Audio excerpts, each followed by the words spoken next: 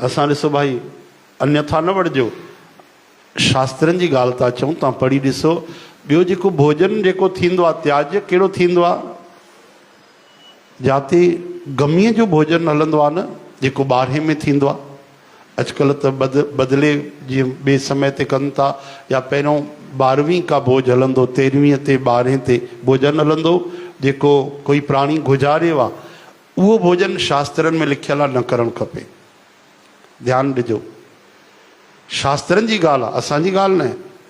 कि छो जो प्राणी गुज़ारियो आहे, उन जे निमित्त हिकु त 12 ॾींहं उन में सूतक हूंदो आहे, अशुद्धता हूंदी आहे। वरी उहो भोजन कोई खाए स्वाद बुद्धीअ सां, लोभ बुद्धीअ सां, त उहो नुक़सानु पहुचाईंदो आहे। इन करे जेतिरो यथासंभव थी सघे उन खां बचणु खपे, अन्यथा न वठिजो। शास्त्रनि जी ॻाल्हि आहे। ॿी ॻाल्हि इहा आहे कि परिवार वारा खाई था सघनि, छो जो परिवार जा सदस्य आहिनि, उहे काॾे वेंदा, उहे खाई था सघनि। निकट संबंधी जेके आहिनि, ॿाहिरियों आया आहिनि, उन्हनि खे त भोजन करिणो ई पवंदो, उन्हनि जे लाइ एतिरो दोष न आहे, छो जो परिस्थिति अहिड़ी आहे। पर कोई स्वाद जे करे भोजन करे, कोई लालच जे करे भोजन करे, ग़लति आहे, हा न। शास्त्रनि में वर्जित आहे।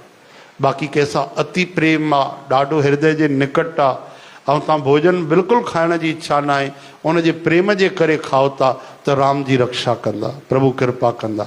बाक़ी व्यवहार जे दृष्टिअ सां उहो भोजन न करणु खपे।